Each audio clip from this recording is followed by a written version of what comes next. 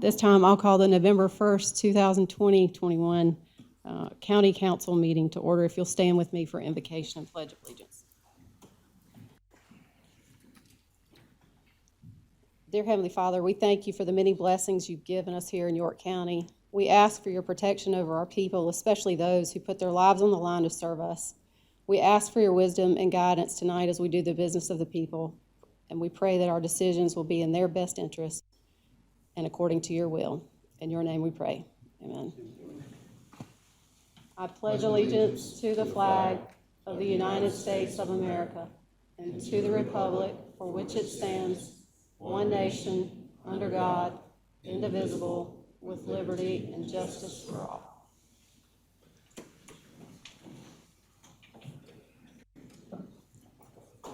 We do not have any oath of office to do, so we will move forward with appearances. Keep South Carolina Beautiful to provide an overview about the state Keep America Beautiful affiliate and how they relate to Keep York County Beautiful. Good evening, y'all, and thank you for allowing us a few moments on your agenda this evening. I'm Mallory Coffey, the Keep South Carolina Beautiful State Leader at Palmetto Pride. And I'm going to ask Allison to come stand with me. I want you guys to know that this is a phenomenal woman. When I first joined the Keep America Beautiful Network, it was to start Keep Bamberg County Beautiful. Y'all know where Bamberg County is, down in the Low Country. And she was the actual first affiliate director to ever speak to me. And she has helped me so much along the way. And I greatly appreciate everything that she has taught me in this industry.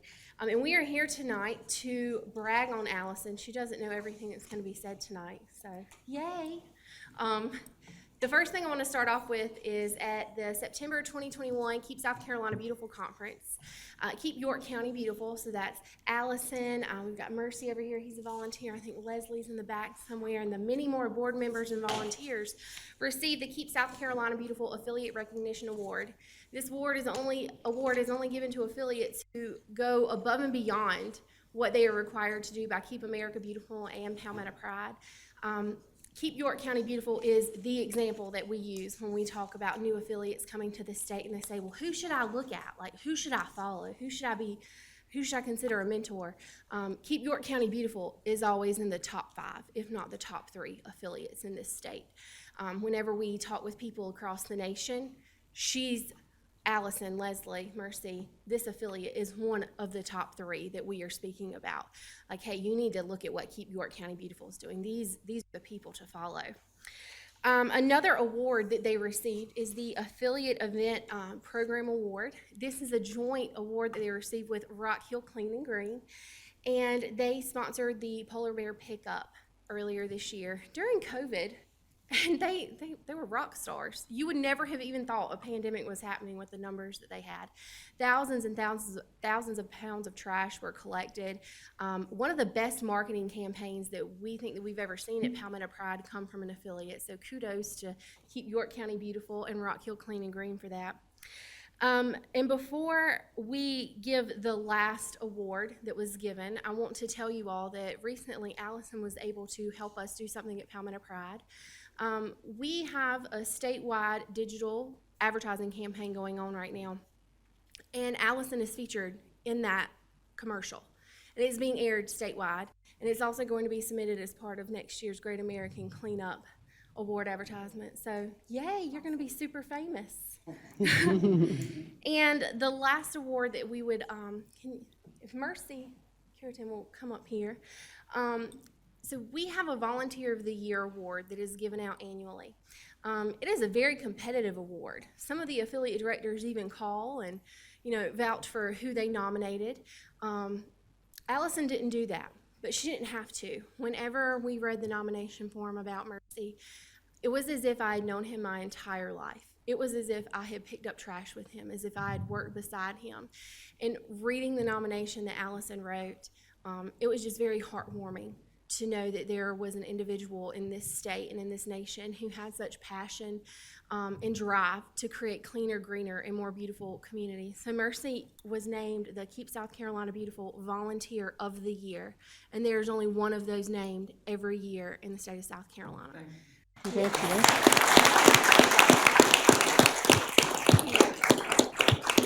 So I just want want to say, you guys have some rock stars here in York County, and it was an absolute beautiful drive on the way in, as always. So thank you for allowing us these moments. Thank you for supporting these volunteers, these board members in this program. And I don't say it often, but if I could steal her away, I would. I'd bring her right to Columbia and work with me. So congratulations, y'all. I'm so proud of y'all. Thank you for everything that you do, Mercy and Allison. I want to tell you thank you as well. Oh, Thank you. anytime, Mercy.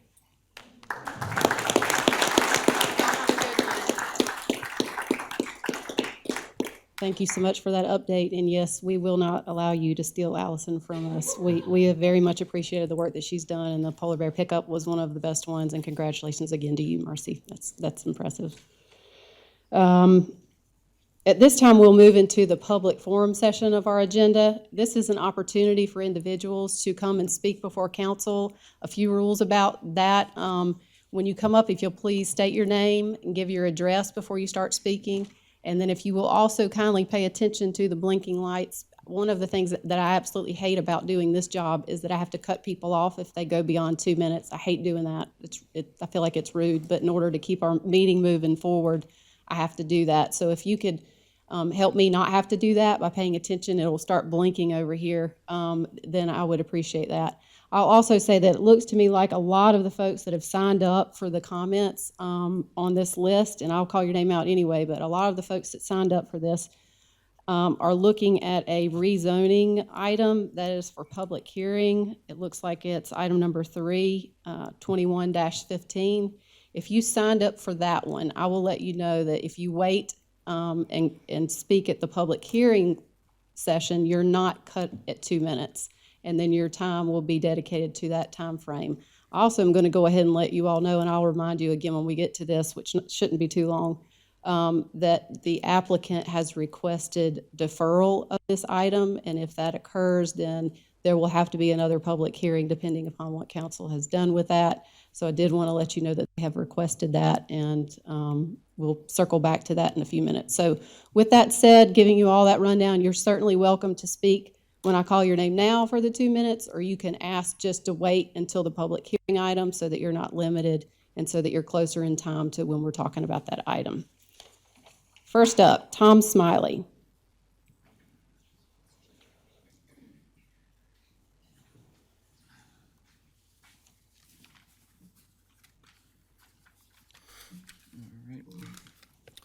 Thank you.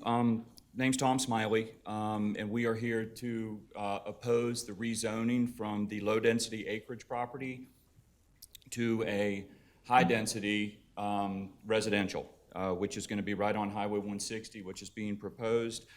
I guess just a little history about our neighborhood. We're Hamilton Place. I moved in there in '94. When we moved in, just about the time we moved in, the developer went bankrupt. Okay, there's 86 homes in there. They are now running from $600,000 to over $1 million. Okay, some are on acre lots, some are on 3-acre lots. When we got in there, some of the homes were incomplete, the roads were incomplete, street lights. There was a $7,000 outstanding fee that developer did not pay that we had to work with, and there was no HOA. So we got in there to fix all that. And so why I tell you that is that when we went from that to the homes to where they are now, okay? And from what's being proposed, when I look at the map, John Smith, is John here? John Smith? John, okay, John. He's got, it looks like 12 2- to 3-story townhomes that are gonna be in his backyard. There's a thing called a buffer, but a buffer doesn't protect you against property values. It doesn't, it doesn't affect people on their back patio looking into his backyard. Tom and Kirsten Wormy, y'all here? Yeah, they've got the same. They just purchased the neighborhood. They're not somebody that purchased way back in the day and it came up later as their prices went up. They just dropped. They dropped about 700 down for their home, and now they're being told that they're going to have townhomes back behind there. So I think we just have opposition to that. When I I'm not against development, okay? I am a structural engineer. Fort Mill's been very good to me, okay? We've done, Mr. Smiley, yeah. I'm gonna have to cut you off at 2 minutes. Is it already 2? It's 2, it goes Wow. fast, it Okay. does. So at the next hearing, I'll have the full. The public hearing, you can speak as well. Okay, all right.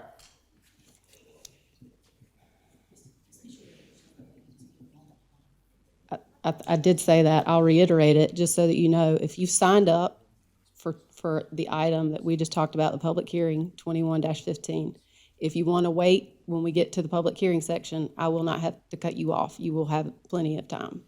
If you prefer to take your 2 minutes here, that's what this is for. I'm sorry, today at the public hearing section. So we're going to get to the public hearing soon, and everyone will have a chance to speak, and I won't have to cut you off. It's probably better if you wait till then, but I'm not going to. Yeah, I don't think it was understood that it was tonight. I thought it was waiting until December is what we thought, so. The public hearing is tonight. There may be another one. Solid warm-up. Stephen Wood. Sorry, Tom, I'm not as long-winded as you are.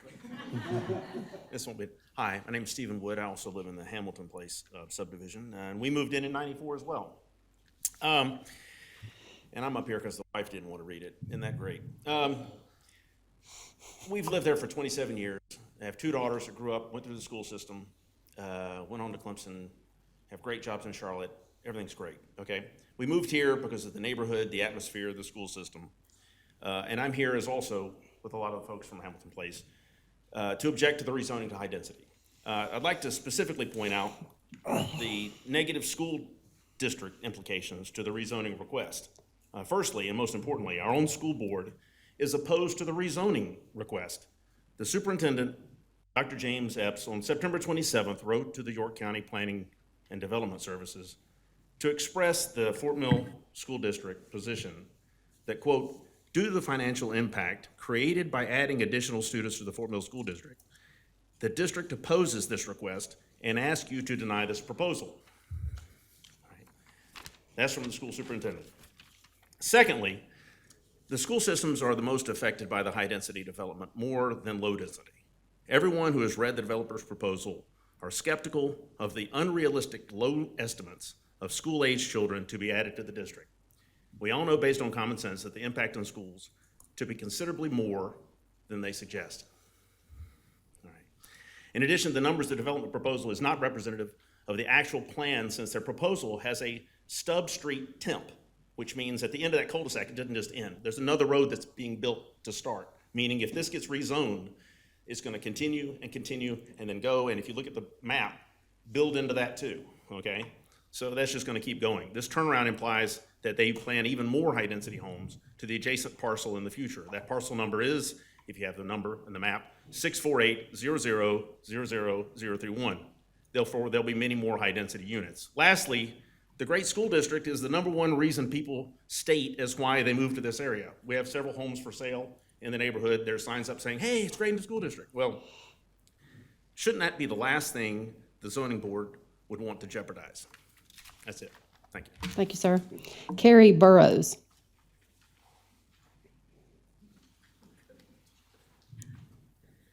Carrie Burrows, 6620 Jefferson Place in Hamilton Place. I moved there in '98. I've had 2 children go through the system, the school system, and they have excelled. It is an excellent school system. I know why people want to move there. I want to keep it that way. So I thank you for letting me speak tonight. While we cannot stop growth, we are acutely aware of the struggles that have befallen the Fort Mill area of York County the last few years. Schools and roads have been inundated and overcrowded. For the reasons stated by my neighbors, and specifically the traffic nightmare associated with this proposal, I ask that you please oppose the rezoning of approximately 20 acres along Highway 160 West, directly bordering 5 of my 30-some neighbors that are here. And my property is within sight and sound of this. Once those trees go down, I will see and hear everything. The request for this low-density property to become a high-density logically increases the likelihood of traffic problems, creating more concerns for the safety of my family and my neighbor's family. While the traffic directly affects Hamilton Place, it also affects everyone from the surrounding Highway 160 Gold Hill Road corridor that travels from South Carolina to North Carolina Steel Creek area daily. This 160 has recently been widened to 5 lanes to accommodate the already existing traffic. It's also created a safety hazard for everyone in my neighborhood. We can all attest to the increase in the speed coming down that hill to our entrance, which is at the bottom of the hill on the curve where those 4 lanes converge into 2. It is a hazard and is often a hold your breath moment when you're entering and especially coming home thinking you're going to be rear-ended. This is not scheduled to change until 2024 per North Carolina is the last word we've received.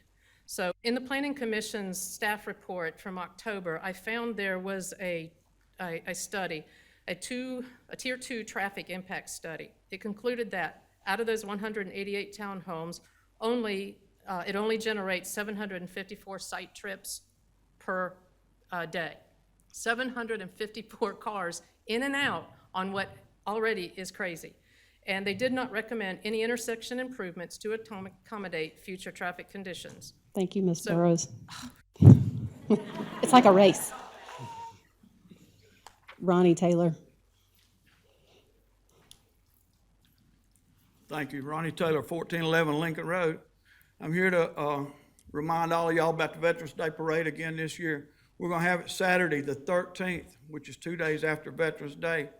It's going to start, if you want to line up, we're going to start lining up at Dickerson Motors, 60 North Congress Street. It's different from last year. Line up at 9:30. The parade's going to pull out at 10. It's going to go out the back of Dickerson Motors, take a left on Roosevelt Street, take a left on Madison Street, and then come back up Congress and go to the park. This year we got Herschel Brown from Sharon. He was a World War II fighter pilot. He picked up a B-17 bomber in Georgia and flew it to Italy. And then he flew 51 combat missions, and he was a bottom turret gunner. So a lot of them didn't come back. But I think we got a good program set up. Like I tell you every year, if you want to ride in the parade, bring your car. We probably have some extra cars this year because I got some of the antique cars going to be in the parade. So if somebody gets there and they don't want to walk, they probably find a ride. But it's Saturday the 13th. Line up at 9:30. Parade starts at 10. Thank you. Thank you, Ronnie. Brett Werder. I didn't know that was a, Okay. I thought that was just a sign-in thing. No worries. You're obligated. Why do I get the feeling all of you know each other? Joel Causey. I think it says Joel. Okay. Joe Sala. Okay. We note to management, put it not a sign-in sheet by. I did the same thing to my first council meeting. I remember that. Shade. I cannot read the last name. Yep, it is. Now that you mention that, it is. All right, I think that's everyone. So we'll move on to consent agenda. Do we have a motion on consent agenda? Move that we remove consent agenda item number 9 from the consent agenda. And then with that amendment, unless there are any other removals. Yeah, I'd like to go ahead and remove 11 from there also. So we're moving 9 and 11 to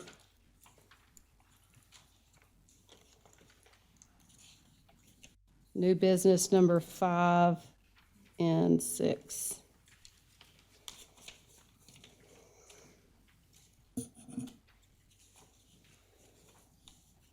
We have a motion and a second. Do we have a motion and a second?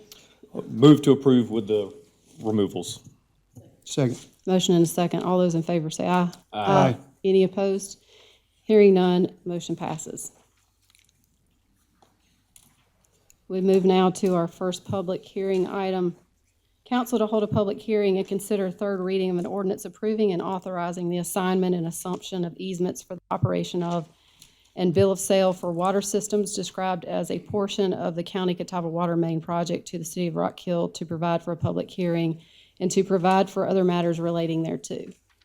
Is there anyone here who wishes to speak in favor of this request? Is there anyone here who wishes to speak against this request? Do we have Second. a motion and a second to close public hearing? Any discussion? All those in favor say aye. Aye. Any opposed? Hearing none, public hearing is closed. Do we have a new motion? Second. Motion and a second. Any discussion? All those in favor say aye. Aye. Any opposed? Hearing none, motion passes. Council to hold a public hearing and consider third reading of an ordinance modifying the terms and conditions for the county contract regulating the participation of nonprofit EMS providers operating within the York County 911 dispatch system. In particular, addressing the minimum staffing requirements to provide for basic life support personnel as may be applicable to Priority 1 and Priority 2 calls, authorizing the execution and delivery of the contract with participating EMS providers, and providing for other matters related thereto. Move to approve. Second. I guess we need to have the public Oh, hearing public first. hearing first. Is it- Get ahead of ourselves. Is there anyone here who wishes to speak in favor? Is there anyone who wishes to speak against? Motion and a second to close public hearing. All in favor say aye. Aye. Any opposed? Hearing none, motion passes. Do we have a new motion? Before we do that, just real quick.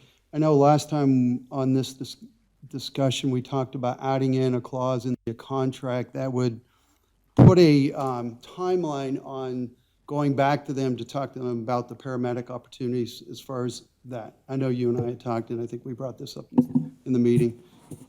The agreement has a footnote requiring the manager to evaluate the efficiency of the revised provision from 1 year of the date of approval. Okay. And to report back to council. Okay, very good. Thank you. Appreciate it. Do we have a motion? Second. Motion and a second. Any discussion? All those in favor say aye. Aye. Aye. Any opposed? Hearing none, motion passes. Now for the item it sounds like we're all waiting for. Rezoning action, hold a public hearing, case number 21-15, tax map number 64800000003 and 64800000023 to rezone from RUD to RD2, 20-plus acres in District 1. Mr. Bueno. Yeah, so this project is at the intersection of Highway 160 on the west side and Lighthouse Avenue. And the proposal is to rezone from RUD to RD2, and the approximate size of the two parcels together is 20 acres. So here's a conceptual site plan submitted by the applicant. This is their second draft. So right now, the proposal is to have a residential townhome development at about 105 units, and that approximate density there is 5.28 dwelling units per acre, and the maximum for townhomes in RD2 would be 8. How many? I'm sorry? Repeat the last statement. Yes, so in RD2, the maximum density for a townhome development is 8, and the applicant's proposal at the moment is 5.28 dwelling units per acre. So that would be 105 units across the two parcels. So staff recommends approval of this application. As you can see in the comprehensive plan, and I'll remind council that staff's recommendation is always based in the adopted comprehensive plan. So you can see on the right side here, the comprehensive plan calls for this area to be residential, neighborhood residential, which is it's sort of a medium density neighborhood style of development, typically single family, attached, detached, sometimes also multifamily. And you'll also see it's got the community center node that covers about half of one of the parcels, and that would support these higher density, higher than traditional large single family lot density, as well as some commercial uses as well. So therefore, this proposal per the plan meets that standard. However, by a vote of 7-0, Planning Commission disagreed, and they recommend denial of the application. And that was largely based on concerns around traffic generation and schools. And as the chair previously mentioned at the outset of this meeting, The applicant has requested deferral of first reading of this application. At the time that they had put that request forward, the public hearing had already been advertised, the property had been posted, and notices had been sent out. So as some folks have spoken already, and we might have some more folks want to speak as well, the public hearing has to go forward. If the applicant wants to modify their proposal in any way that is different from what they've put forward to council, they would have to start the process over again, go back to planning commission, have another public hearing, but otherwise they may choose to go forward with the proposal as is, or they might withdraw. So those are the options on the table. With that, I'll take any questions. Yeah, first of all, thank you for the information.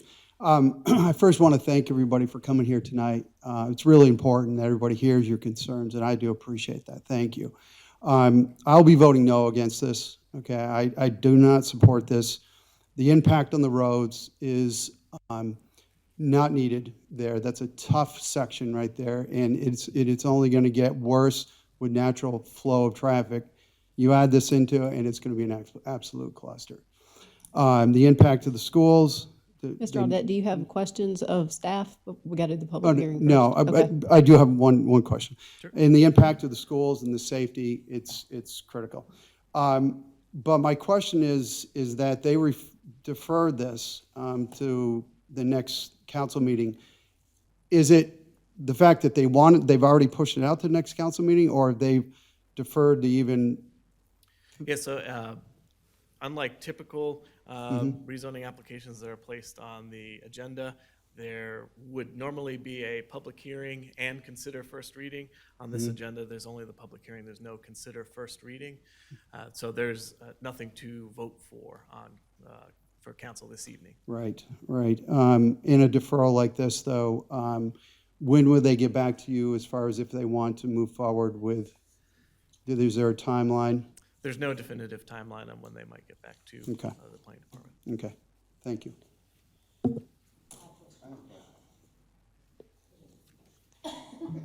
Mr. Roddy. I asked earlier, and I wasn't quite clear, I didn't quite get your answer. So if we don't do the rezoning now, and someone wanted to build, whether single-family homes or townhomes on it now, what's the amount that could be placed there? So for that, it's currently zoned, so you can see the mint green color on the zoning map that's on the left there. They're currently zoned for RUD, so they cannot do townhome developments. They could only do 1 acre single-family lots. Okay. And where's the question down?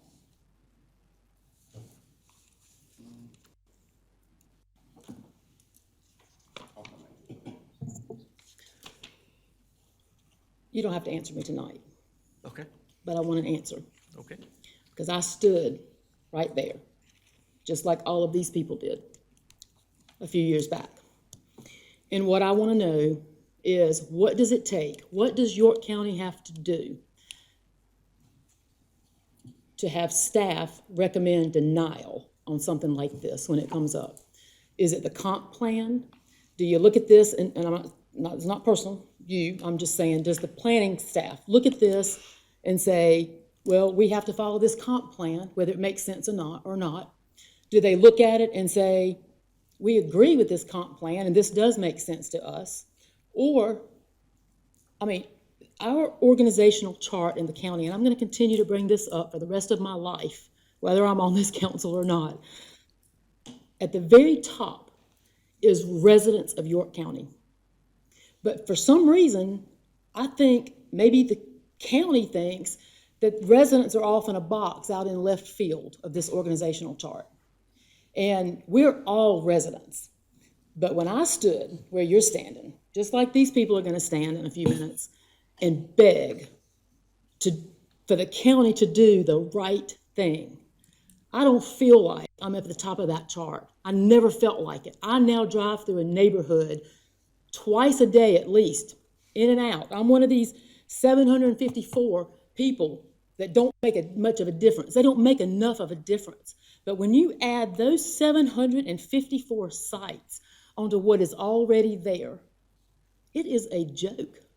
It is not what the people of this county want. It is not what the people of Lake Wiley wanted. And guess what? we're sitting in traffic with these same people trying to get home from Charlotte, trying to come down Highway 49, Charlotte Highway, make a left on 160 to either get to TKK or their neighborhood or to come straight to get to Lake Wiley. And I just want to know, what do we have to do as a county to be able to say, Mr. Developer, this just isn't going to work for us? Instead of having a planning commission who says, oh no, 7-0, they say, this isn't going to work. Ms. Love, do we have a question of staff or? Yes, I'm explaining what I want them to answer for me. What do we have to do to all be in unison on behalf of the people? What do we have to do for staff to recommend denial in a case like this? That's my question.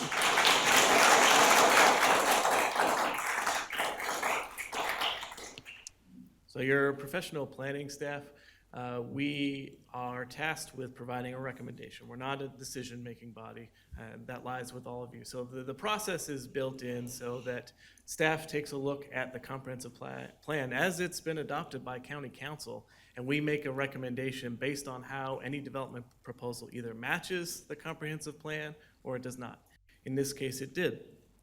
So if there is an interest in modifying the comprehensive plan, and it sounds like there potentially is in this particular area, when we have our comprehensive plan update, and we'll be getting into that adoption cycle next year, then that's the time to modify the comprehensive plan. If you're looking for the recommendation from staff to more align with the community interests have to come out in the comprehensive planning process. So, you know, it's a difficult spot for staff to be in sometimes, trying to anticipate what the community reaction might be to any particular development proposal. So that's why we have to stick to what the adoption guidance and all of the policies that are in the comprehensive plan recommend. Because that's what the county council has voted on as the direction of the county. So we are following that. Is that a question? Do you have a question? Well, Can we keep it to questions and we're gonna move on? We've gotten a little, yeah, we kind of got off a little bit, but I'll save my comments for next time. thank you, Mr. Roddy. Point of order, Madam Chair, if I may. Yes, Jonathan, is there a date that your staff might prefer this to come back before council so that the motion to defer, if there is one, can specify the time it should be brought back? My department does not have a preference on the date. one of the things that I'm concerned about, which gets to that question, is it doesn't look like we even have an opportunity to take a vote on anything. There's no, nothing but a public hearing tonight. And as I understand it, from what you've just shared, the applicant will not withdraw their application, but they have simply requested that, They may, in fact, end up withdrawing. I don't know. but they haven't withdrawn it as of today. They have not. And I just want to make sure I understood what you said earlier, is that if they modified it at all, in any respect, it would go back to Planning Commission and start over? That's correct. Okay. Any other questions directly of staff? I'm a bit confused. Are you expecting council to make a motion to defer, or are you saying no action needs to be taken? I thought that was the suggestion, but based on the premise that only a public hearing was scheduled, that that would be for another point in time. If it's brought back So by no staff. motion would be appropriate at No this time? motion is We appropriate. have nothing on the agenda other than the public hearing. And to let folks know, if the applicant changes it, it has to go straight back to Planning Commission, and then there will be another public hearing, so you will have an opportunity. I would suggest that any folks who don't speak tonight, who want to be heard, make sure you connect with our clerk to council who's on the end, and you can give her your information, and that way you can be notified of any update on this, and if we could get that done. Any other questions of Mr. Buono? I don't have a question of him. I'm just a little bit confused because if we're having the public hearing, now would be the time to place a vote. And I understand they're wanting to defer it. But, I mean, that, if we're not going to hold another public hearing, why not just go ahead So and we deny are. it? We are. Okay. That's if they make a change. But if they don't make a change, We didn't, this is the way it was presented on the agenda, and that was something that management decided to do. If I could weigh in on that, I think what we agreed upon, because we've already advertised the public hearing, these people have been notified and they have a right to speak tonight. even without any changes, if they choose to reinitiate the progress, we would have another public hearing. If it does change and they have to go back to the planning commission because the planning commission has to consider a different plan, there would be a public hearing there. But even if it doesn't change, if, say, in 2 months they decided to reinitiate the process, we would have another public hearing at that time. So either way, there's going to be another public hearing. Okay. So everyone would be properly noticed yet again of that. Yep. We will notify everybody again, and we'll do all this again if it comes back in any form. Any other questions of staff? Thank you, Jonathan. At this time, is there anyone here who wishes to speak in favor of this request? Is there anyone here who wishes to speak against this request? And, if you would raise your hand, I don't mind putting this on the record, and we can, make a notation. Karen, if you'll just make a notation of how many folks are here, and we'll add that to the record. Anyone who wants to speak against can come forward and put your comments on the record if you want to, or you can wait, and we're obviously going to have another public hearing at some point if they decide to move forward with this. Please come forward, you state your name and give your address. Hello, I don't have an amazing Southern accent, but I do have a South African accent. I live in the area. I'm on 13006 Hamilton Place Drive.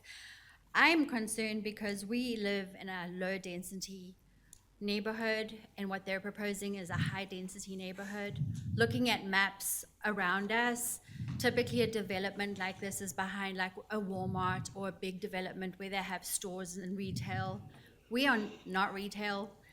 The other concern we have is water quality. We're on wells, and having a development like that is not going to be a well. That is going to run into our water system, affecting our water as well.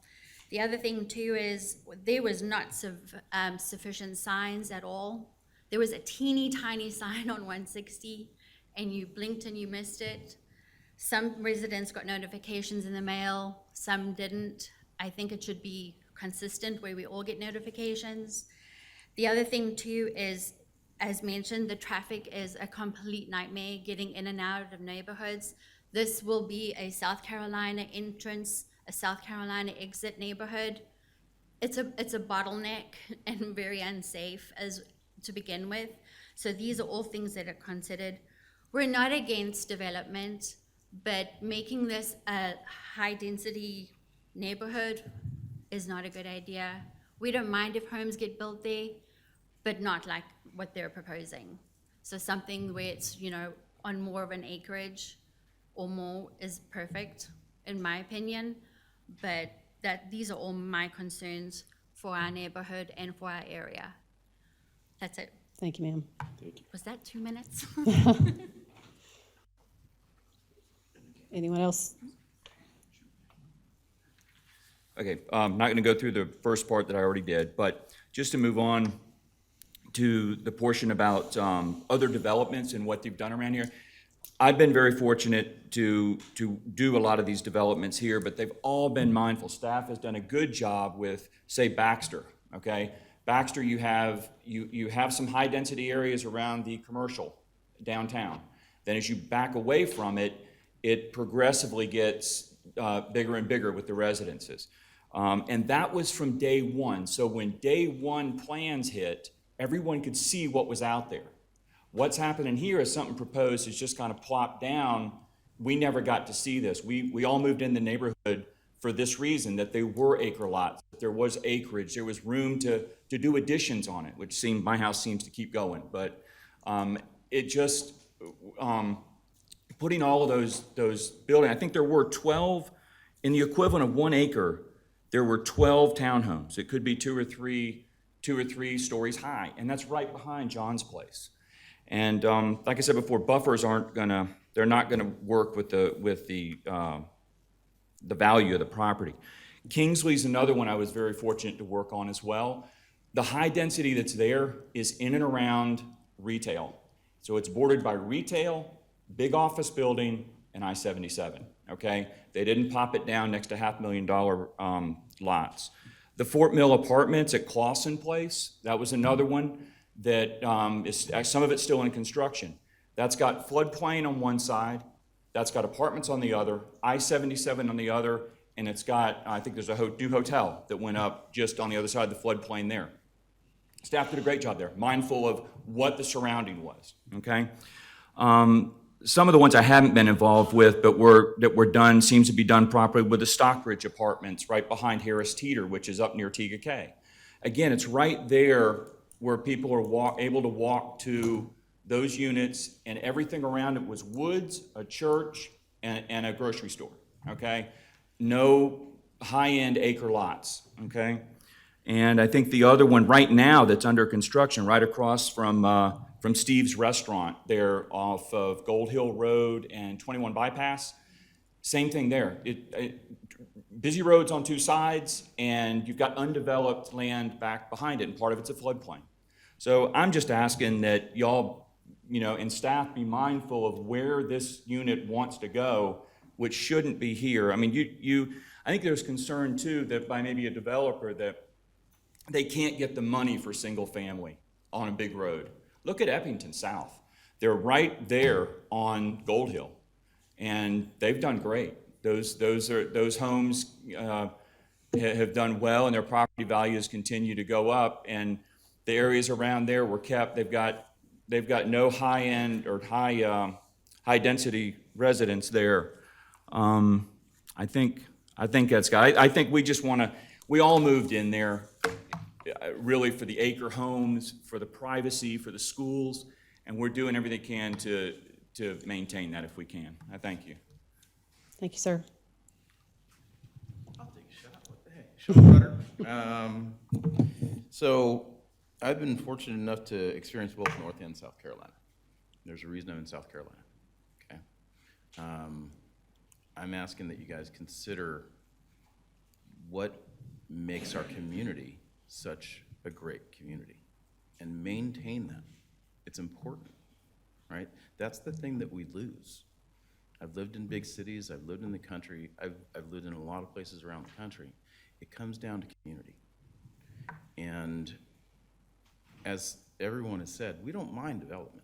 It makes sense, right? People want to move here and we want to accommodate it, but we need to do it in the right way. We don't want to do it in a way that it changes the quality of life for the people that have made the decision to move here. We have to do it right.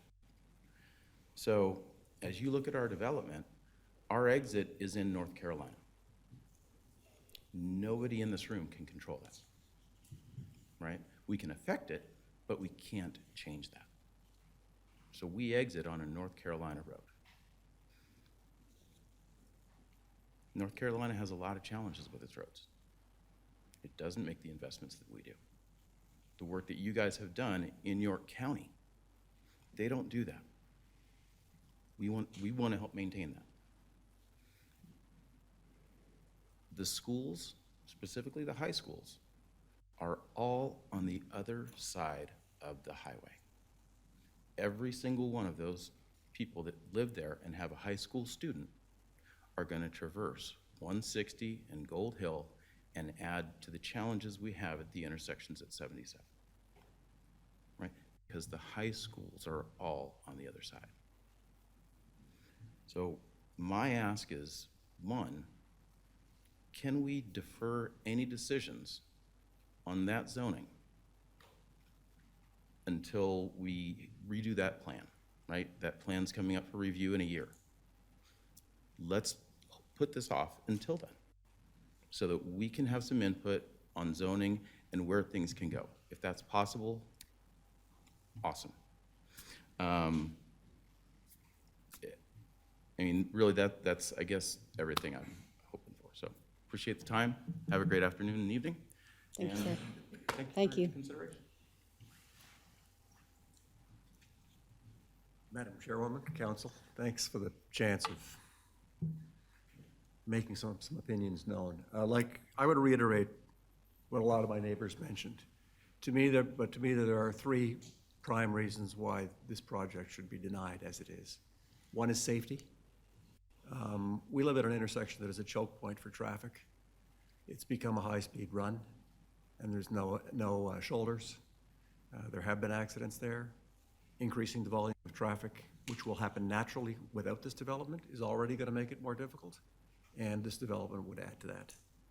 Number two, from a personal standpoint, I believe that a high-density development next to our neighborhood, our properties, will decrease our property values. And that's unfortunate. Less of an issue if somebody's been there 25 years. Big issue if you moved in 2 months ago. And lastly, it would change the quality of life that we all moved there for. Sean spoke eloquently. We moved into this neighborhood because we like this quality of life. We wanted to have a 1 acre lot. We'd like to be in that environment. This would change that badly, I think. If we had wanted to move into a high-density neighborhood, we could have moved into a high-density neighborhood. We chose this. Thank you. Thank you, sir. Anyone else? Yeah, I forgot, there is one thing I forgot to mention. Okay. So again, Sean Rudder. One of the things I don't know if they were aware when they approved this was that North Carolina is putting a new school right down the street. So that whole intersection is going to be even worse, right? Because all of those students that are going in and out of that school are going to be right past our neighborhood. So something to consider. Okay.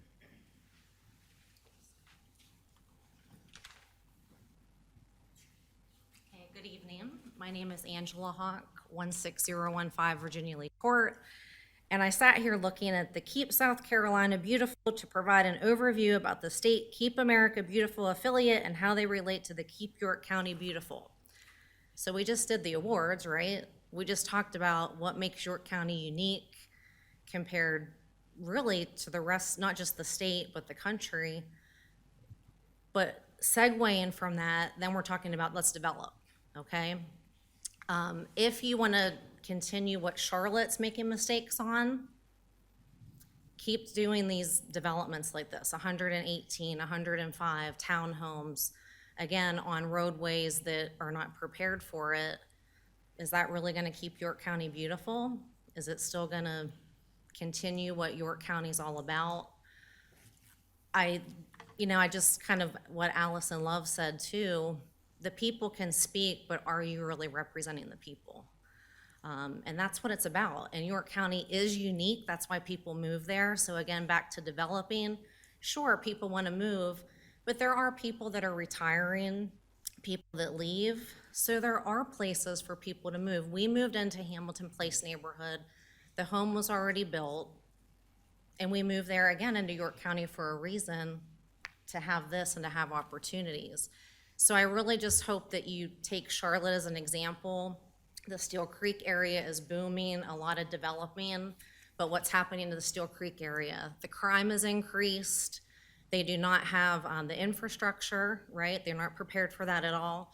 And all these people are coming in. I'm a registered nurse. Keep bringing the people in, but you don't have the services to provide for them, okay? And that again is even safety and health. So those are things I just hope that you consider. Bigger picture, again, you kind of started your meeting with the Keep York County Beautiful, and then it's right into money and development. Your people that are currently here will continue to hopefully pay their taxes and be good citizens and do the right thing. And yes, do people want to come into York County? But there are other places to live. There's other places, to move to. We don't need 118 more condominiums, or townhouses on 160 when there's other places, that they can go. So just keep that in mind. And I do hope and pray, like you did at the beginning of the meeting, that you are for the people. Thank you. Thank you, ma'am. Anyone else?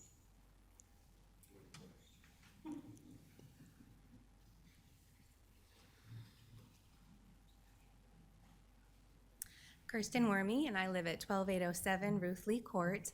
I hesitated to get up because I feel like my position is twofold.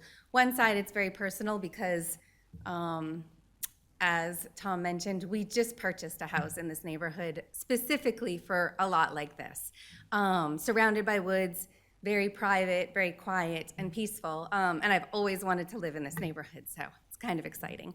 And to now, a few months later, find out that that peace and quiet and beauty is going to be disturbed has been upsetting. And I feel for my neighbors down the street from me as well, who've lived there for many, many years and enjoyed this peace and quiet, and now it will be disturbed as well as their privacy. So on the one side, it's a little bit personal. But on the other, I've lived in Fort Mill for almost 15 years. We love it. We did not want to leave Fort Mill or leave the county. We looked for a home for many years. I mean, 2-3 years on and off until we found this particular home, but did not want to leave Fort Mill. And I just think that that area of town is super congested. As my friends and neighbors have said, the traffic is getting worse and worse there. And for my friends and neighbors who live in other areas around that area of 160, the Gold Hill area, traveling that is congested, it's frustrating, and it's dangerous, and it's getting more so. So that's the other side of my feelings on this, is that it's just not beneficial to our area, our neighborhood, and our family in particular. So I hope that you'll, when the time comes, consider that. Thank you. Thank you, ma'am.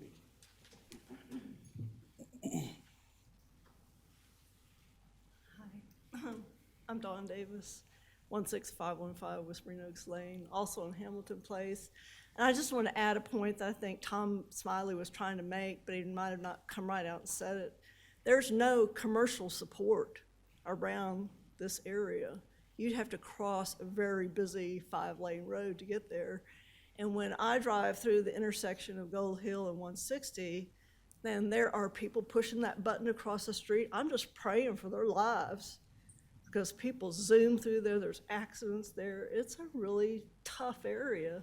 And putting a condominium there would just be a horrible mistake from a safety standpoint, and there is no commercial support for them. They would have to cross a very busy street to get to, one time I decided I was gonna walk to Harris Teeter from our neighborhood. That was the dumbest thing I ever did. I walked through poison ivy. These cars are whizzing by at 55 miles an hour in a 45-mile-an-hour zone, okay? And I never did it again. That was dumb, but I can't imagine that these people think they're moving into a commercial area. They are not. It's neighborhoods. Thank you very much. Thank you, ma'am. Anyone else?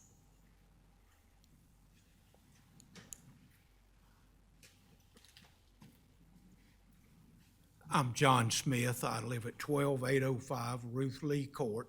I suppose my property's affected as much, if not more, than anybody involved in this. I will basically have 15 units in my backyard. This is accumulation of 50 years of planning and house payments to get to where I'm at. It's planned to where I'll have something to take care of me when I can no longer take care of myself. I'll be lucky if I can get the cost of construction 22 years ago out of this unit if I have 15 units in my backyard. Thank you for your time. Thank you, sir.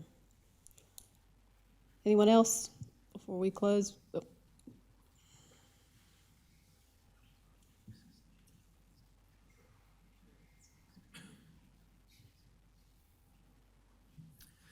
My name is Marty Rosner. I live at 16500 Whispering Oaks Lane.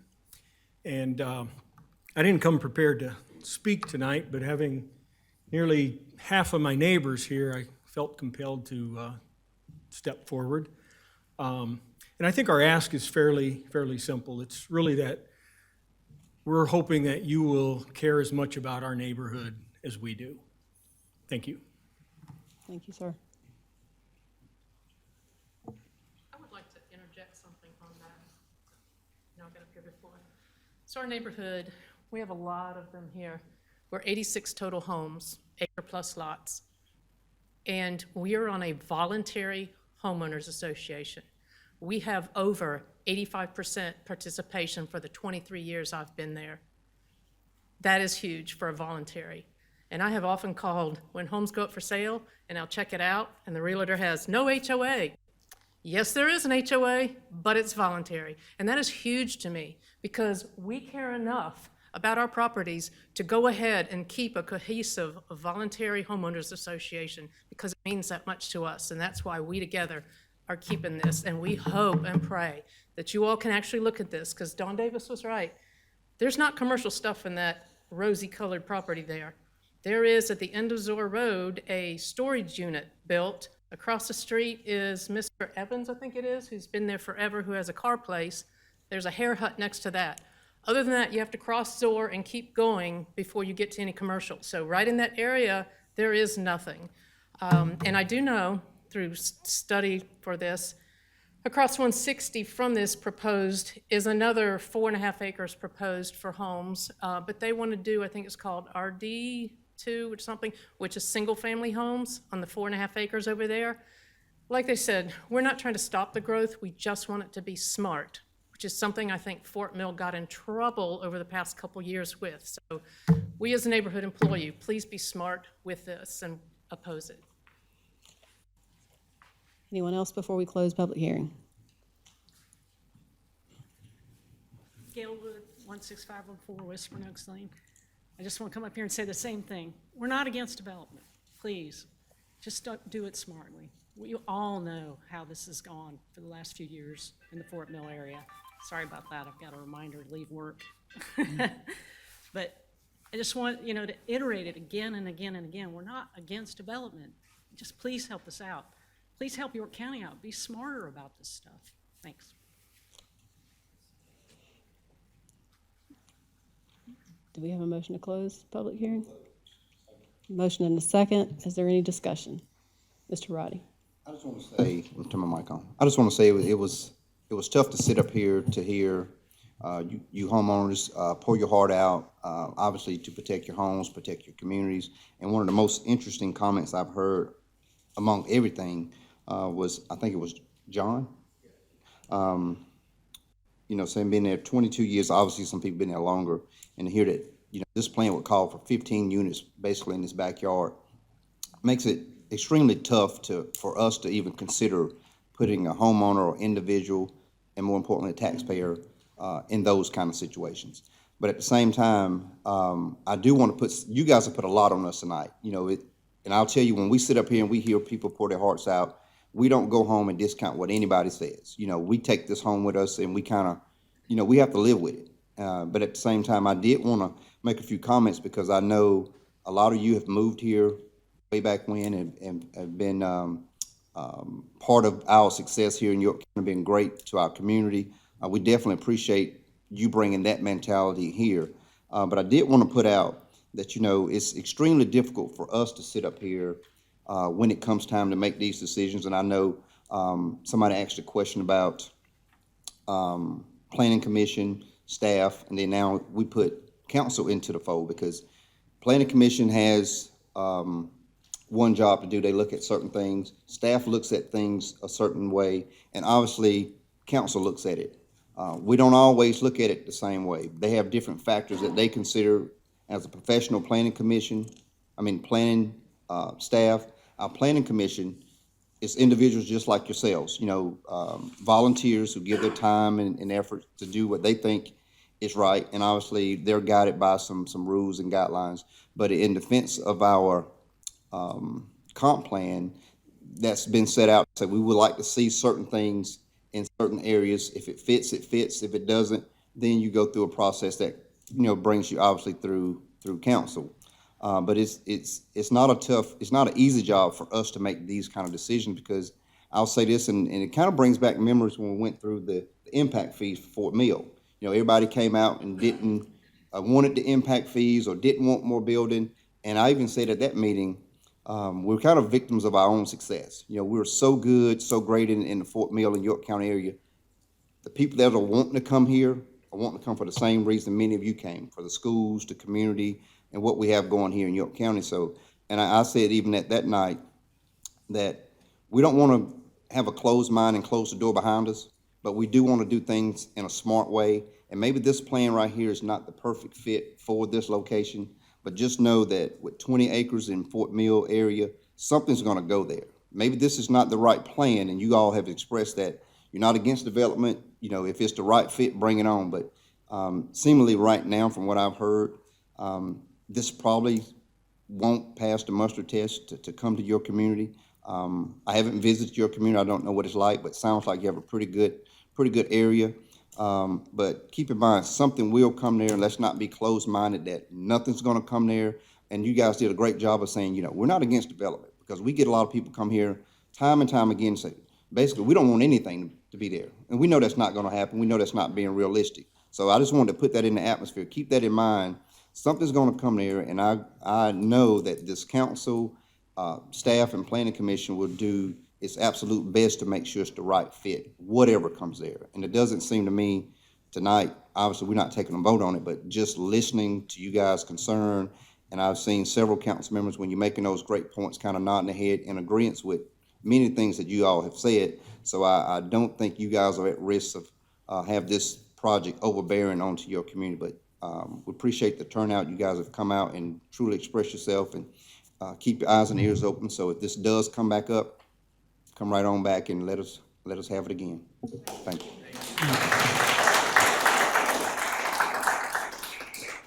Any other discussion? Yeah, I just want to go back and thank each of y'all for coming out tonight. This is critically important to hear the voice of the people, and y'all were great. So thank you for being out here tonight. Thank you. Appreciate it. Anyone else? All in favor of closing public hearing, say aye. Aye. Any opposed? Hearing none, motion passes. And again, just a reminder, if y'all will make sure that you give your information to staff, that way you can have the information if this comes back up. Thank you for coming out. We move on to new business. Item number 1, council to approve the sole source purchase of 125 LifePak automated external defibrillator AED devices for use by York County from Stryker Medical of Chicago, Illinois, for a total cost not to exceed $731,080.85 as part of the Coronavirus State and Local Fiscal Recovery Funds Program. Motion and a second. Any discussion? All those in favor say aye. Aye. Any opposed? Hearing none, motion passes. Council to approve the sole source purchase of 12 Lucas chest compression devices for use by York County Fire first responders from Stryker Medical of Chicago, Illinois, for a total cost not to exceed $349,993.76 as part of the Coronavirus State and Local Fiscal Recovery Fund Program. Second. Motion and a second. Any discussion? All those in favor say aye. Aye. Any opposed? Hearing none, motion passes. Council to approve the purchase of 21 800 megahertz portable radios for use by the York County Prison from Motorola Solutions Incorporated of Columbia, South Carolina, for a total amount of $74,996.36 as part of the Coronavirus State and Local Fiscal Recovery Funds Program. Move to approve. Second. Motion and a second. Any discussion? All those in favor say aye. Aye. Any opposed? Hearing none, motion passes. Council to approve engagement of recruiting firm Find Great People to perform a comprehensive search for the Deputy Director of Human Resources. Move to approve. Second. Motion and a second. Any discussion? All those in favor say aye. Aye. Any opposed? Hearing none, motion passes. We now move to number 9 under consent. Oh, Lord. Council to provide first reading by title only of an ordinance to amend the York County Code of Ordinances, Chapter 150, Building Regulations in its entirety, to incorporate certain provisions of the International Building Code, International Residential Code, National Electric Code, International Fuel Gas Code, International Plumbing Code, International Mechanical Code, International Energy Conservation Code, and International Existing Building Code as modified and adopted by the South Carolina Building Codes Council for mandatory enforcement by all jurisdictions within the state of South Carolina, to add requirements for pools and spas, to reorder, clarify, and restate provisions of the existing building regulations, including inter alia the application procedures, compliance requirements, and fees for building permits, their scope, revocation, expiration, and termination, the inspection procedures for construction and certificates of occupancy, the administration and enforcement requirements for this chapter, the powers and duties of the building official, including but not limited to rights of entry, the issuance of stop work orders, and the provision of alternative materials and design, variances and appeals related to the chapter, the Building Appeals Board, its membership, powers, procedures, and related duties and authority, and the penalties and potential remedies for violations of this chapter, to provide for a public hearing and to provide for other matters relating thereto. I move that we defer this item. What did we decide, at least? Yeah. The motion is to defer, and we'll discuss. We have a motion and a second. Do we have discussion? We do. So this was an item that came before us in our Planning and Economic Development Committee meeting tonight, where we discussed this in broad form. We had some specific questions. Some of the answers that we were provided didn't seem to meet with what we would believe would be staff's approval. We asked that we defer this item so that the full council can be briefed, and so that staff could put a little more meat on the bones to the committee as well. So it was just a lot to come before us tonight in consent agenda, knowing the direction that it was possibly going. So we just are preferring that it be deferred so that staff has more time to kind of present us and perhaps full council with a full plan. Even though it's currently by title only, it seems some of the things coming down the pipeline we would have to deal with, so. Part two. A few years back, council had a discussion regarding the name of the committee. So we have Planning and Economic Development, and then we have the Zoning Committee. So a couple of the things that are in this should be, in my opinion, part of zoning. The fact that we are requesting in this that people put fencing, 4-foot fencing around their pools and spas, that's zoning, that's not economic development. Part two is the retroactive fee or penalty for building without a permit and then having to go back and pay that. And we don't know how long, which is part of what Joel's just saying. We really don't have all the details of that. But I feel like a portion of what we are about to approve, not even approve, but what we're looking at is not economic development, but zoning. So I would like for us to consider again, the naming of the committee, of the zoning committee should be planning and zoning, and the economic development committee should be economic development committee. And that would correct this. We would have had this in a committee meeting, and I promise you it would have been prior to 5 minutes before a council meeting. And we would have covered all of these things. And so hopefully we could also maybe make that adjustment, and then hold a zoning committee meeting to hear the details of what's being proposed. Yeah, I want to piggyback off that for a second. I 100% agree with you. I think planning and zoning, those pieces, there's the synergies between those and the discussions that are related to it, that to myself, should be combined. And I think that's very worthwhile effort for us to move forward to combine those, and just do a standalone economic development committee. The worst thing we can do is rush something through when we get something just for a meeting. We don't have full council viewing of an item and understanding of the impact of it. So I would highly recommend what Allison has just spoken to. Any other discussion? Mr. Roddy? You mentioned something about requiring a fence around a pool or spa. Even if the yard is fenced in, it would require a second fence around the pool or spa. Yeah, we would need to have some discussion on that. Well, that's one of the reasons for deferral. That's the reason for the deferral. Yeah. Yeah, So, definitely. This is one of the items that drive me crazy. Whenever I'm asked about certain rules, regulations, planning, zoning, it's one of those things that we as council members are sitting up here, and do we truly understand what all of these codes include whenever it's just put on here as a title? So thank you for pulling it. I do think it is something that needs to be looked at thoroughly, that we can go through and hopefully not open a can of worms with it.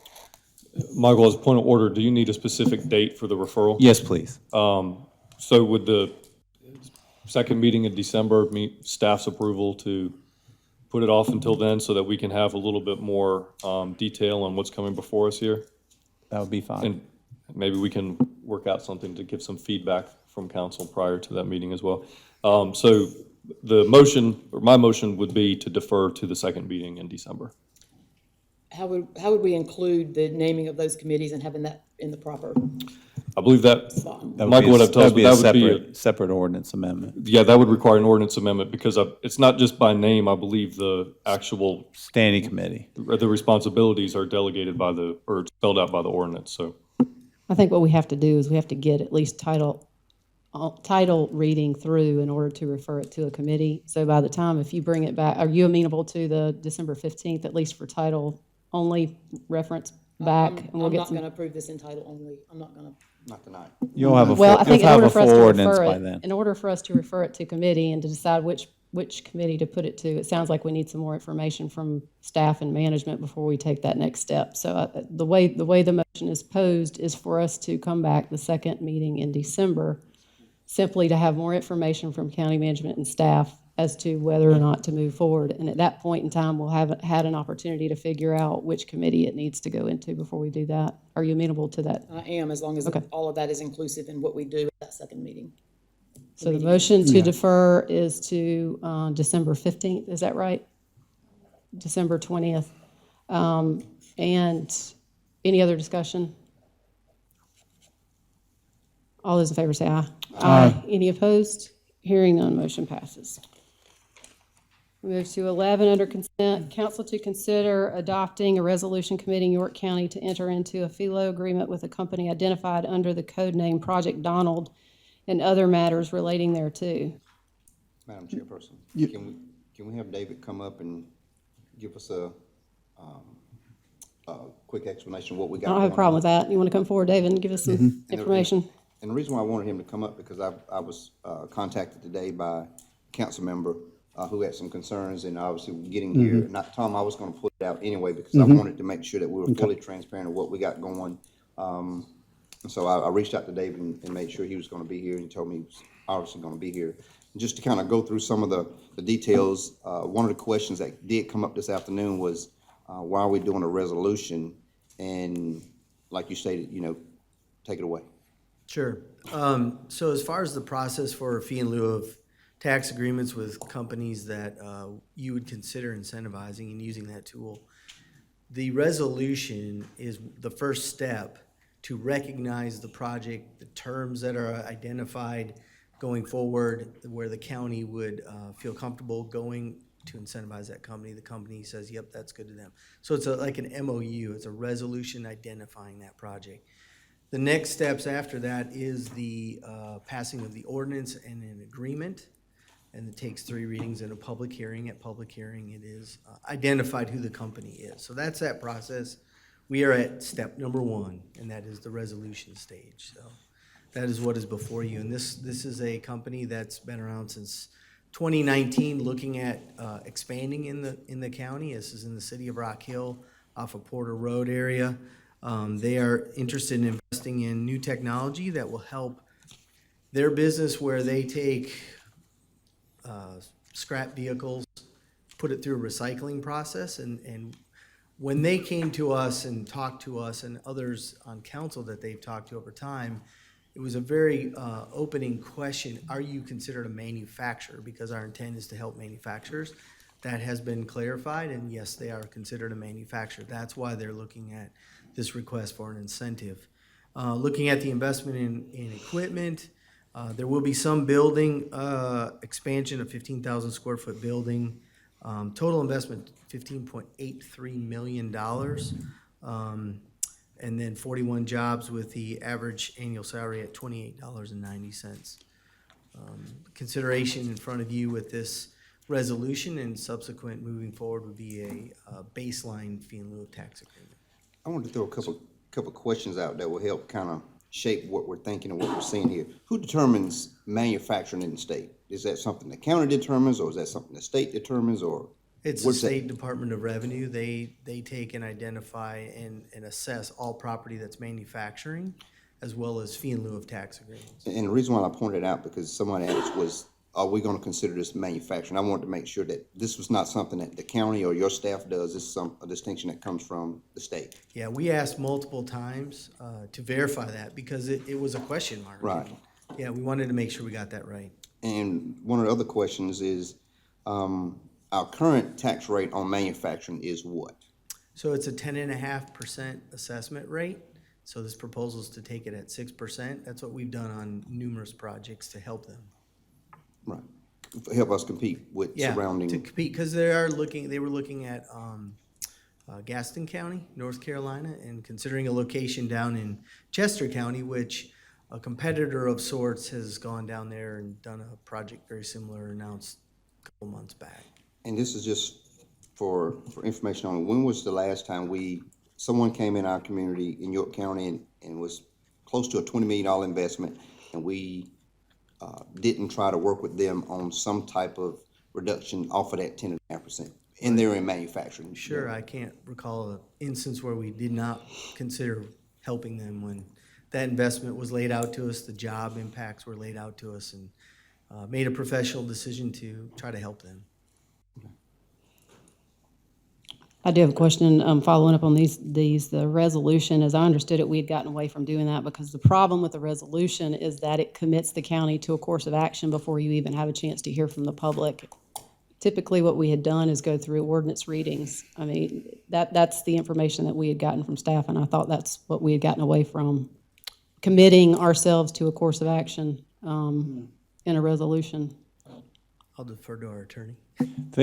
On at least one, if not two, recent projects, the companies did not pursue an inducement resolution with the county as the provisions of the agreement were ever changing. But typically, the inducement resolution, as you point out, commits the county to the incentives to be offered, and the ordinance and a fee agreement itself then fleshes out the more detailed aspects of that arrangement. But if you look in the summary, the bare bones commitments are spelled out in the resolution, and that would be the baseline from which the county would operate.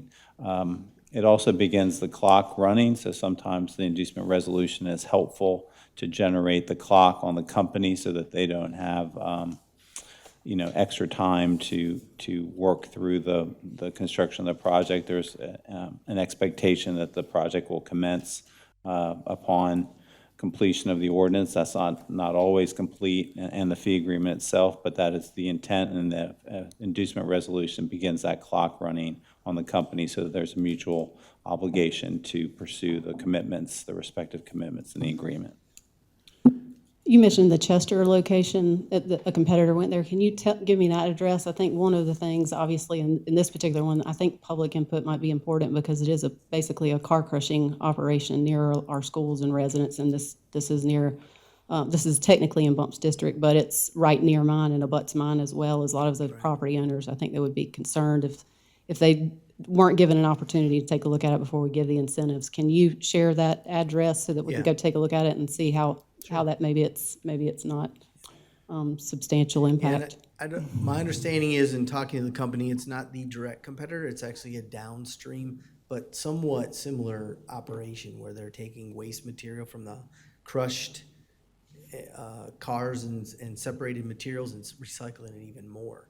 So there's a synergy actually with that company is what we were told, but I'll get you some information to look at for that operation. As I understood it when this came up before, that perhaps this owner really was coming anyway, and there was a question about whether or not we needed to give incentives at all.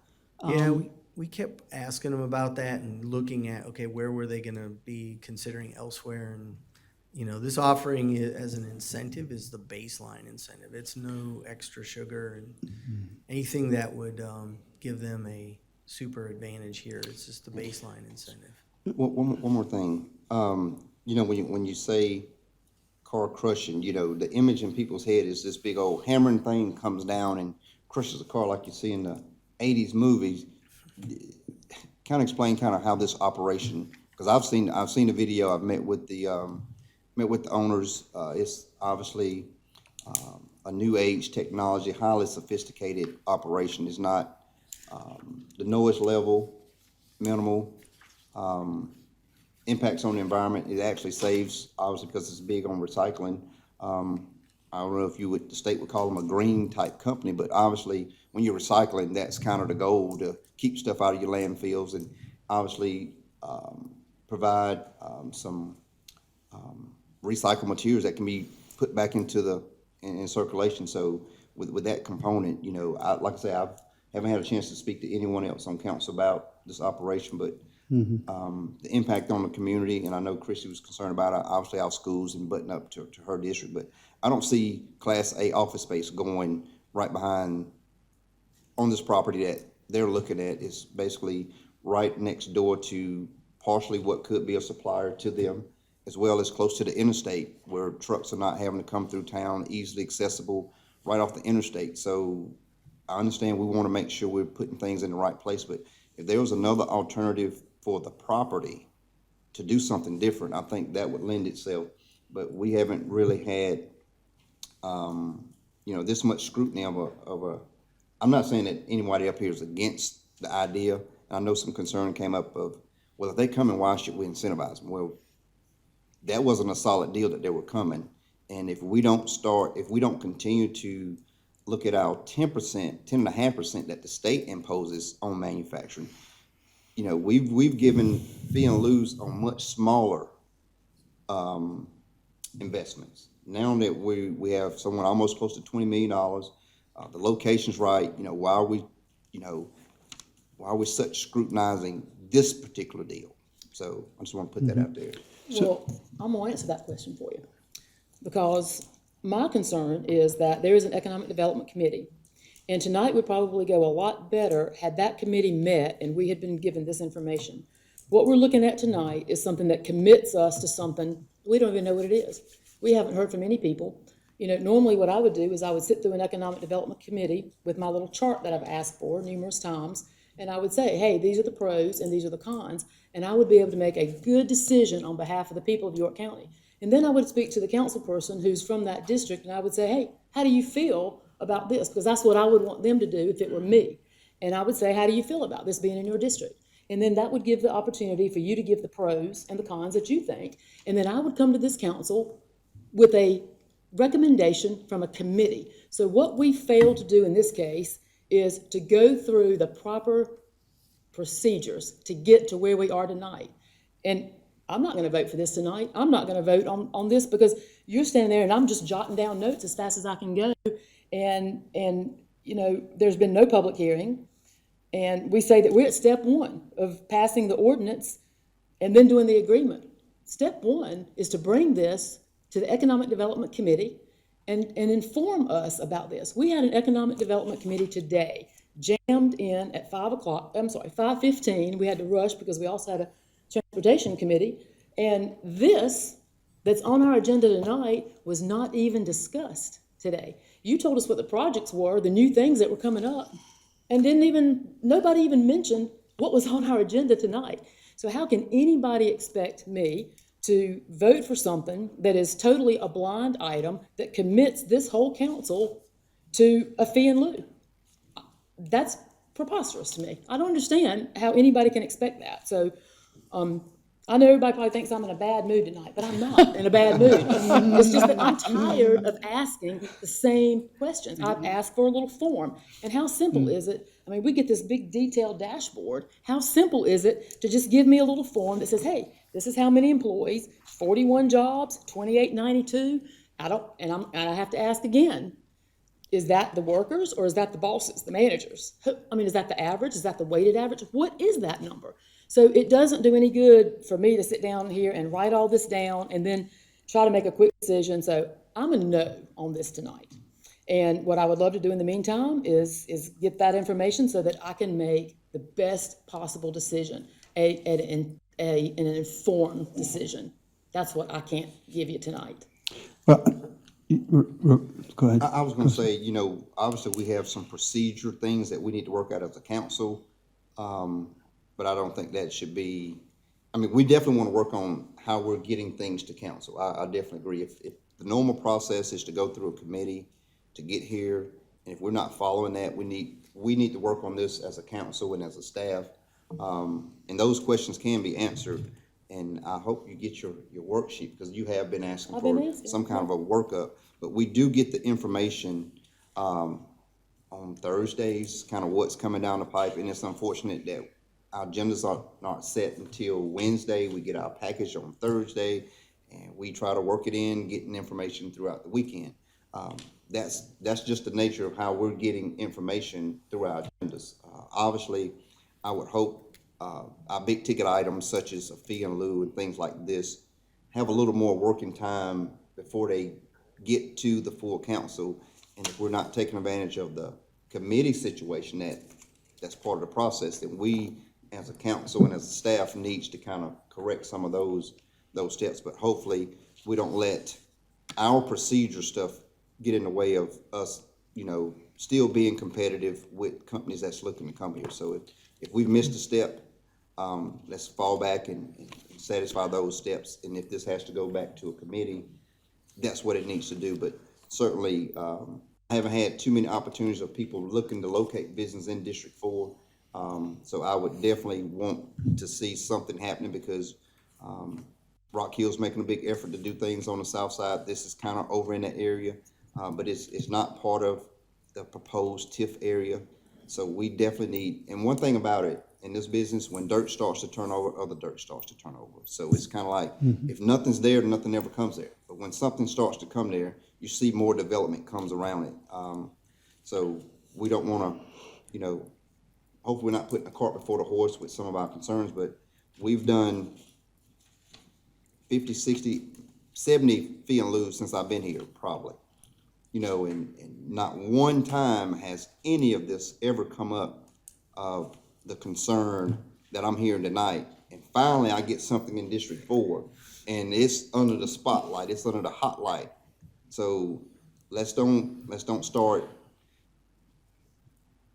being too picky and destructive, because if we're not going to do fee and lieu's, if we're going to stick with a hard, fast line of 10.5% on manufacturing, it's going to be 10.5% in District 4, District 5, District 1, 2, 3, and 4. So let's don't start, picking winners and losers, because we have the ability to reduce our tax rate on manufacturing, because if we don't, we would not be competitive of landing any other jobs in manufacturing. And we want these labor-intensive jobs, because not everybody gets to work in a Class A office space. We do need facilities that's going to provide some labor-type jobs.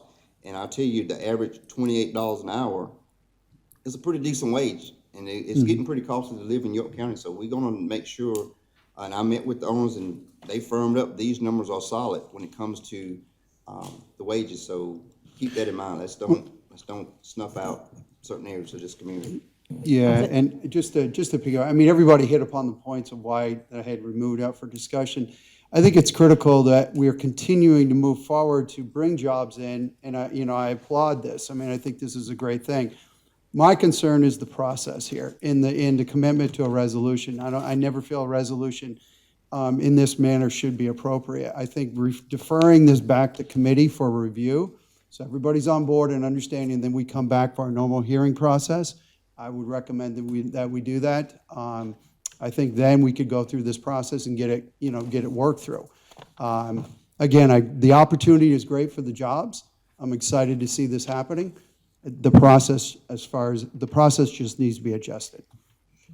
I just want to say, wholeheartedly hear exactly what Councilman Love is saying. But this is Councilman Roddy's district. He is for it. The 10.5% assessment as opposed to the 6%, that is standard. It's not, just as you answered, it's not something that we have refused to give anyone in the past. So I don't really foresee any reason not to move forward with it. But I do believe in the procedural problems that we're having, as Ms. Love pointed out, that we do need to address that. Well, so that everyone's comfortable, I'm comfortable deferring it back to committee to make sure, because I wouldn't wanna just ram something down anybody's throat. I wanna make sure we're. Before we do that, I'd like to ask Dave, I was saving my comments for the discussion portion after a motion had been made, but since we're all offering our viewpoints, I'd like to ask you just two things specifically. With regards to moving it back to committee and to another meeting, is there a timing issue? I know the business and private sector doesn't move at the pace of government, and oftentimes these decisions need to be made with a little bit more speed than a typical process would allow. Is there any timing issues with this project and perhaps losing it to another location? I don't anticipate any. Okay, and what would a competitive rate, it says one of those other projects, or this project could also be located in North Carolina specifically. What would the default rate of taxation be for this project in North Carolina? So they could be on an effective rate scale, they could be anywhere from 2 to 3 times lower cost than us. So even if we go from our default rate of 10.5% to 6%, Right. we're still fighting against a tax reality in a market that's right across the line that Absolutely. would be, even with our default 6%, would still not even be competitive with their rate. Yep, that's correct. And that's even before they offer any incentives? Yeah, in the case of what North Carolina does, they have grants, their performance grants are very prescriptive. So with a almost $16 million investment, that'll deserve a grant. It could be up to 10 years, 8 to 10 years. It just depends on their scale and which county.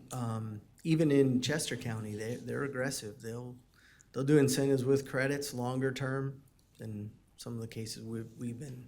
I think I misunderstood. So you said they had been here since when? So they've been looking since 2019 So they've been looking since at 2019. this location because they have a sister operation right there. They have a sister operation right where? Right there in Rock Hill. On this The pro- yard. right where next this to is the going? property, yeah. I'd like to make one comment and I highlight. would like to finish my question. Okay. So they have a sister operation where in this same location? It's adjacent. Adjacent property. Adjacent to it, so they're expanding, it is an expansion. it'd be like So why are they, what is the investment and does that not keep them from moving to Gaston County? And when you talked about Chester County, it sounded like they would be doing something with an existing business in Chester County, not that they would be moving their operation to Chester County. No, they would be looking at it, this operation, this project could go to Chester or could go to Gastonia or Gaston County or maybe even up in Chester, another county up there. But here's the point. When they looked at the information, they said this could be a really good location, being next to their plant. That's what this summary is. This is in everybody's packet. Every fee and lieu deal, we have this information in there. Summarizes what our recommendation is, why we're recommending this, what are the competitive analytics, why did we do this?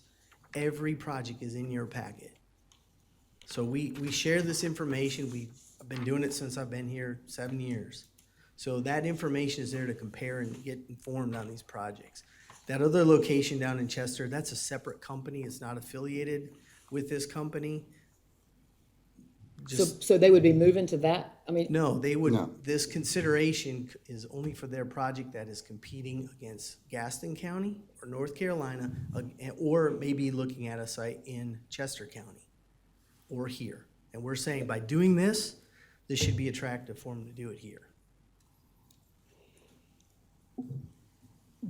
Are you able Mr. Roddy, I thank you for deferring it, given the process issues, and I think we all can discuss later, if there needs to be a change in that. But I think in terms of resolution, what it does is it commits us without having the opportunity, and you've had a good chance to take a look at it, but I will take the next little bit of time, assuming the council's going to defer this, to go take a look at the competitor operation that you've put together. I think it's important for the public to be able to know that we're making these decisions with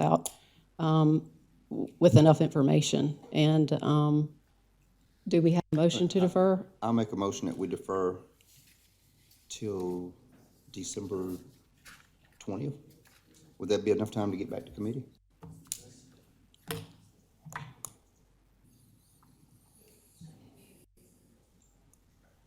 So is that enough time to get back to committee? We'll have a committee meeting not before our next meeting, but the meeting prior to that, or after that. That'll be on the 20th. Yeah. Well, no, that'd be the first one. No, first meeting in December. Okay, so yeah, we'll move it to the 20th. So, Thank you, Mr. Roddy. Do we have a second? Second. Motion and a second for deferral to December 20th. All in favor, say aye. Aye. Any opposed? Hearing none, motion passes.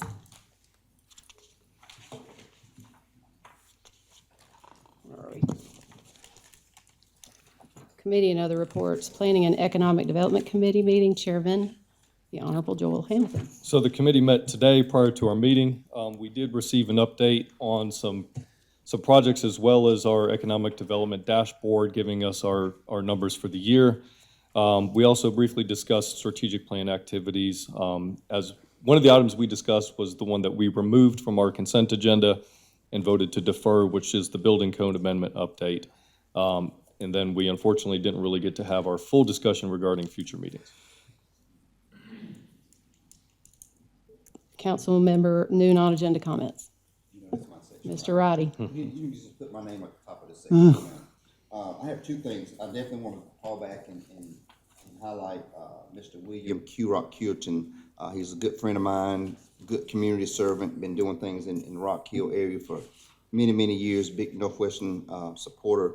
And he's definitely put in a lot of time with the litter pickups. You know, they sponsor at least once a month outings throughout Rock Hill where they're going around picking up litter, and he does a really, really good job. So it's fitting that he got this award for the entire state of South Carolina for Volunteer of the Year. And the other thing, I received a call a couple weeks ago, and obviously I was kind of all over the place with some things going on.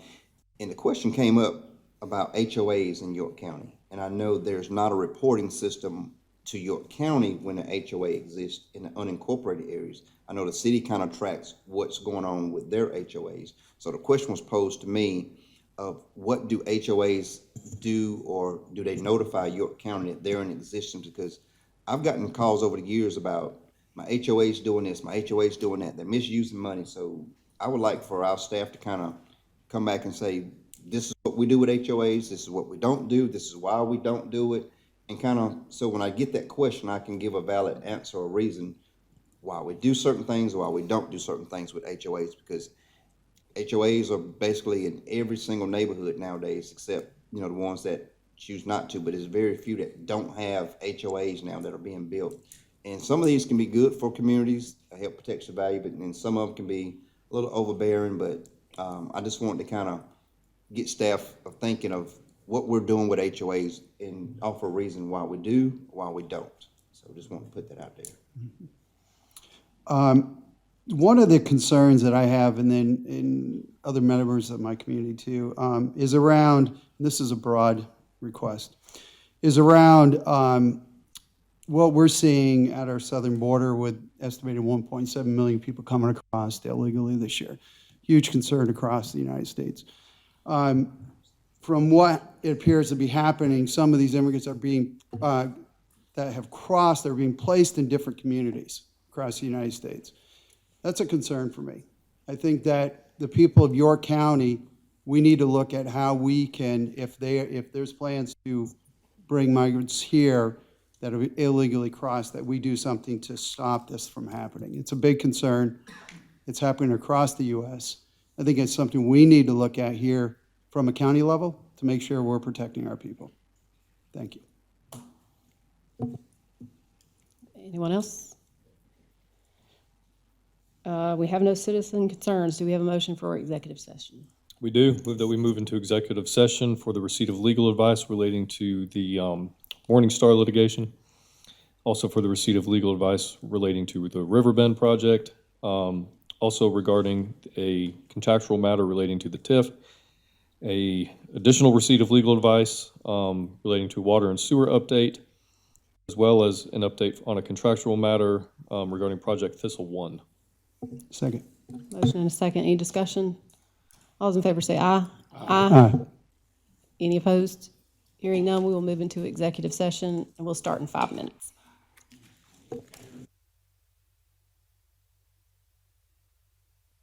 Out of executive session, no action was taken. Do we have any motions? Only motion is to adjourn. Motion is second. All in favor, say aye. Aye. We are adjourned.